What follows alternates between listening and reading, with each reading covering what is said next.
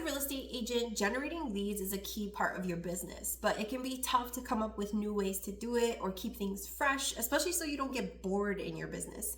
Now, in this video, I'm going to cover 5 lead generation strategies that you probably haven't thought about or at least haven't tried yourself, and I'm going to explain how they work in detail.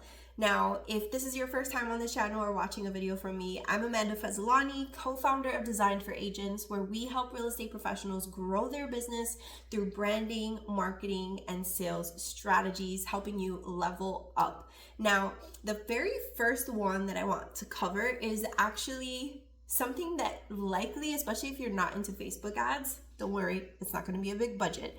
If you're not into Facebook ads, you probably haven't thought about this, and it is utilizing data that you already have to get more closings. So hear me out. Strategy number 1 is about retargeting the people inside of your database via Facebook ads. So here's how this works. When you are a business owner, more likely than not, the first time someone is exposed to your business, they are not going to convert. They're not going to be a sale, whether you sell physical goods or you sell houses, right? It takes multiple touches. In fact, it can take anywhere from 35 to 55 touches from your brand before someone decides to work with you. And majority of online leads that come into a real estate agent's database are not ready to buy from you or sell with you until 6 to 18 months from the time they became a lead. So this is food for thought in terms of, okay, how do I get in front of these people more often and stay top of mind so that when they're ready to buy or sell, they think of me first? And so this strategy involves having a good standing Facebook ads account, right? So you have to have a Facebook ads account set up and in good standing. It requires you having a list of names and email addresses. Now, if you're a brand new agent, you can start with the list of people in your phone contacts, right, and run ads to them. But here's the key ingredient. The key ingredient is that you need to set up a custom audience, right? Now, if you want me to create a video where I walk you through exactly how to create custom audiences inside of Facebook Ads Manager, let me know in the comments and I'll create that video to show you step-by-step how for free. And so what happens is you upload all of this data, right, the names and email addresses, into your Facebook Ads Manager, custom audiences area, and from there you can run ads to the people on that list. So Facebook will take that data and try to match it with people who match that. So you're literally running ads to people who already have heard of you, or maybe they've only heard from you once, or maybe they became an online lead and you never actually even got to talk on the phone with them. Right? So there's different ways to do this strategy as far as like what the ad itself is, but the key ingredient here is that you're retargeting the people that you've already paid or worked hard to collect their information, right? So you're getting those multiple touches crossed off on autopilot. And that's going to make a huge difference for you in terms of follow-up. Now, speaking of autopilot, let's dive into number 2, which is generating leads on autopilot via Instagram and ManyChat. So how this works is that ManyChat is a tool you may have heard of, you may have not heard of, but basically how it works is you see people posting on Instagram or Facebook and they'll say something like, comment, move to schedule a consultation, or comment 1, 2, 3 to get my free lead magnet, something along those lines, but like with better copy. So they'll comment that, and then the person seeing the post will leave the comment and they get a reply automatically via DM, right, private message, and that message will ask them for their email address, or it will send them a link to something that will then ask them for their email address. So here's how this strategy works, right? Some of the key things that you need to know. So rule number 1 that you really need to know is that it's not about frequency, it's about consistency. So you want to make sure that you're showing up consistently on social. This doesn't require posting every day, but you want to have some type of consistent presence, even if it's just 2 to 3 days a week. And so you're going to take this content and you're going to make sure that every single piece of content has a CTA. That's the call to action, telling people comment this word or phrase in order to get XYZ, right? The thing that they want. It has to be value driven. It has to be something they actually want. If all you're ever doing is posting, hey, book a consult with me, comment this word to get on my schedule, you're not going to get nearly as many leads as you would if you were offering a free lead magnet. If you want a lead magnet that you can use, look in the link near this video, you'll find one that's free. Now, a bonus to know about this strategy is that you can actually hook up ManyChat to your CRM, so that way all the leads you're collecting on Instagram on autopilot from the content you're putting out there will get sent directly to your database or CRM, and you'll be able to follow up with those people on autopilot. I feel like I've said autopilot in this video a bunch of times, but it's because I love autopilot. I am a mom, so anything I can automate or make quicker or more streamlined is something that is an instant favorite for me. Now let's dive into number 3, which is going to be like crazy easy. And if you are a real estate mom, this is like even better for you, especially during the summer and fall months. So hear me out. Number 3 is about creating community reels, right? So the idea here is that we're getting new eyeballs. Now, I don't want you to get scared and think like, oh, I gotta make reels. I don't want to dance on video. I don't want to talk on video. I don't want to be on video. I don't have my hair and makeup done enough. I totally get it. It's easy, trust me. So what you do is wherever you are going this season, whether it is summer, spring, fall, winter, holiday season, whatever it is, anytime you go to a new business or a business that you frequent often, anything that you don't have video footage of, you are going to get some B-roll of that place. You know, take video of the latte, take video of the play place you took your kids to, take video of the splash pad, the park, the restaurants, the gaming places, the shopping centers, whatever it is. Like, imagine the same way you do property tours, do it for your community. You get this on video, post them as reels. You don't have to talk in the videos if you don't want to. You don't have to be in front of the camera if you don't want to. They still work. Now, here is the important part of the strategy. You have to invite that local business as a collaborator. Now, what's crazy is that you don't even have to talk to the business owner. You don't even have to ask the business owner's permission.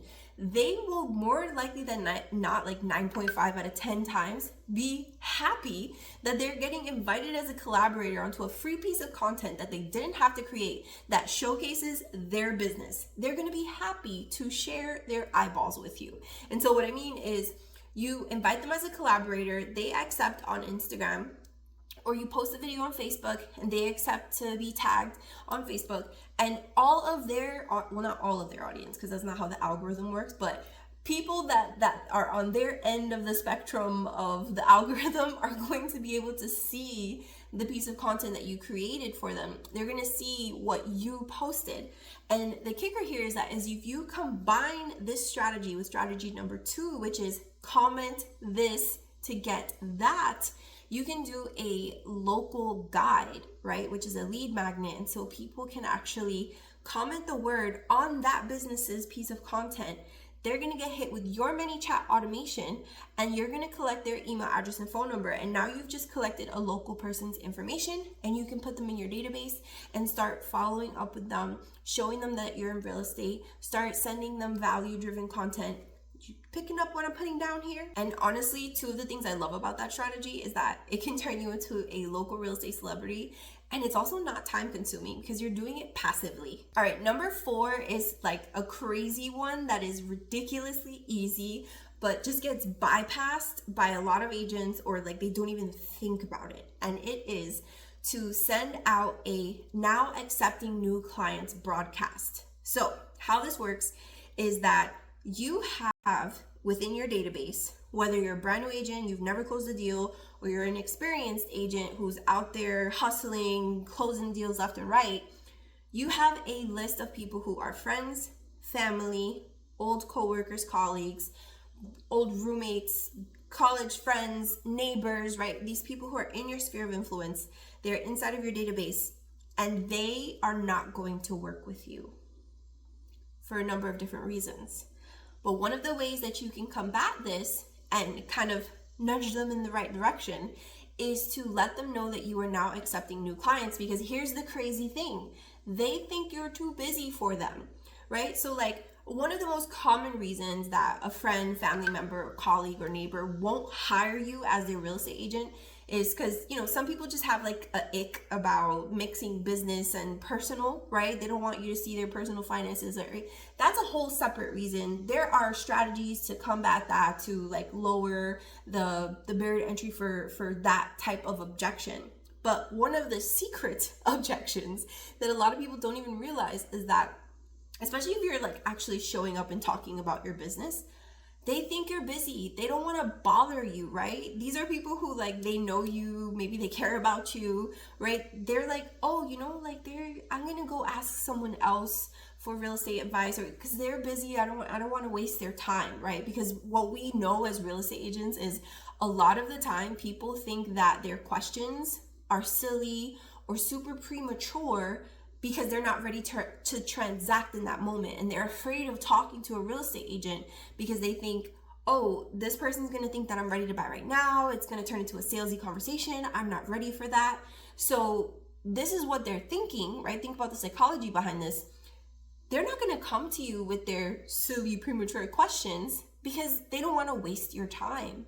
But if you let them know, hey, I'm now accepting new clients, get on my calendar for a consult, right? You're putting it out there. And the best part about this is that you can actually get referrals because you're taking the pressure away by saying, I'm now accepting new clients. If you or anyone you know is thinking about buying or selling, it's never too early to have the conversation, right? And so that is the pivotal part of that strategy that you have to follow, right? It's a no pressure thing. You're putting it out there, but you're letting them know, I'm not too busy for you. Number 5 is one that's not super easy. There's a little bit more legwork to go with this one. I'll explain. But you want to make sure that if you do this strategy, you follow the final piece of advice that I'm going to share about this particular one.